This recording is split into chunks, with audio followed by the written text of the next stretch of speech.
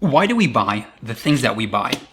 In my last video, I explained how certain factors can influence your choice of yogurt. And in this video, I want to focus on one factor in particular, mindset priming. Whatever you see or experience before you make a decision puts you in a mindset that influences that decision. Even random things, like the handle of a shopping cart, can influence the products that you end up buying. So I'll explain two types of priming. The first is content priming. Whenever you see something, your brain activates the individual components, and you gravitate toward options where those components are more activated in your mind. Consider color. Researchers asked people to list 6 brands of soda, and when it was the day before Halloween, when everywhere was flooded with the color orange, people were more likely to list orange soda, like Sunkist. And in a follow-up study, people were more likely to choose orange products in a survey if they were using an orange pen, and they were more likely to choose green products if they were using a green pen. If you're choosing among blueberry, strawberry, and strawberry cheesecake, you're more likely to go with strawberry or strawberry cheesecake near Valentine's Day, when red is more prevalent in your mind. And the same would happen if the handle of your shopping cart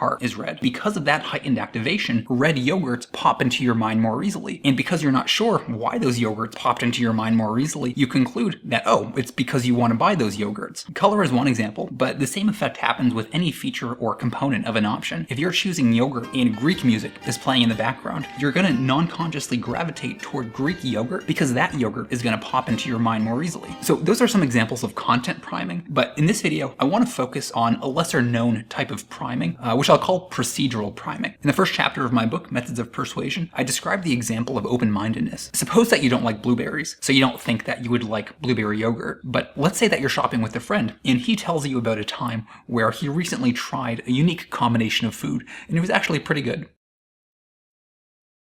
That conversation primes the concept of open-mindedness, and because of that, you can more easily simulate yourself choosing blueberry yogurt, a yogurt that you're kind of unsure about because of that heightened activation. You can refer to chapter 1 of Methods of Persuasion for a more detailed explanation, but for the rest of this video, I want to focus on new mindsets that I didn't cover in my book. The first is what I call an acquisition mindset. When people were hungry, they were more likely to purchase binder clips. Why? Well, compare this with open-mindedness. A conversation about eating disgusting food activates a high-level concept of open-mindedness, and thus it extracts open-minded behavior in other domains like yogurt. Hunger works the same way. When you have an urge to acquire food, the core essence of that behavior is acquisition, and because you activate that high-level concept, you activate that type of behavior in other domains outside of food, including non-edible products like binder clips.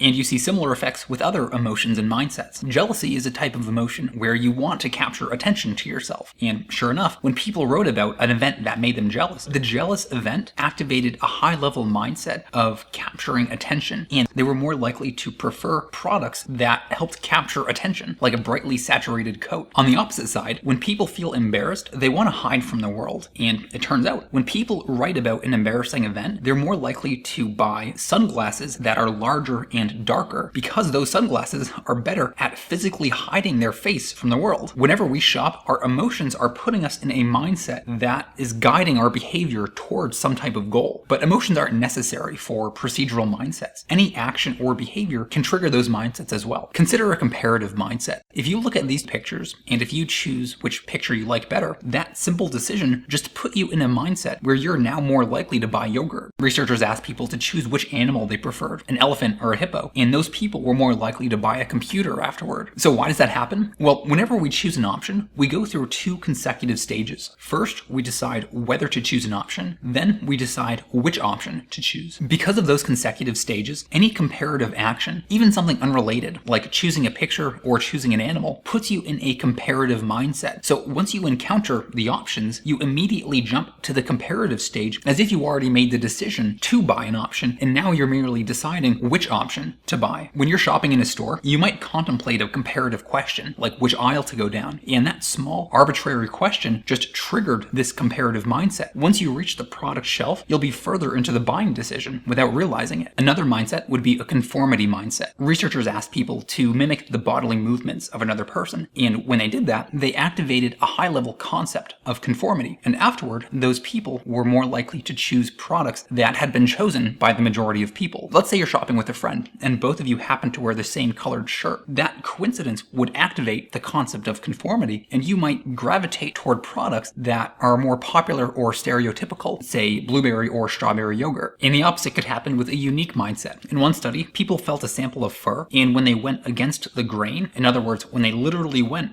against the flow, they metaphorically went against the flow in a later task by choosing a t-shirt that not as many people had chosen. If you're shopping at home while petting your cat, the mere direction in which you're petting your cat could influence the products that you end up buying. In fact, petting your cat would also activate the concepts of softness and smoothness, and thanks to content priming, if you're buying yogurt, you might be drawn toward yogurts that are advertised as smoother and creamier. You can even use these principles to brainstorm your own mindsets. Based on what I'd call a filling mindset, I'd argue that you'd be more likely to buy a larger quantity of products online if you recently filled up a glass of water. Those two actions, adding things to a cart and filling up a glass of water, are part of the same sensory concept of filling a container. If you fill a glass of water, you activate that high-level concept, which then extracts that behavior in other contexts. We always think we're in full control of our decisions when we're shopping, but in reality, everything around us is playing a role in our decision-making. If you want to learn more, you can refer to my book, Methods of Persuasion, or you can subscribe to this channel for more videos.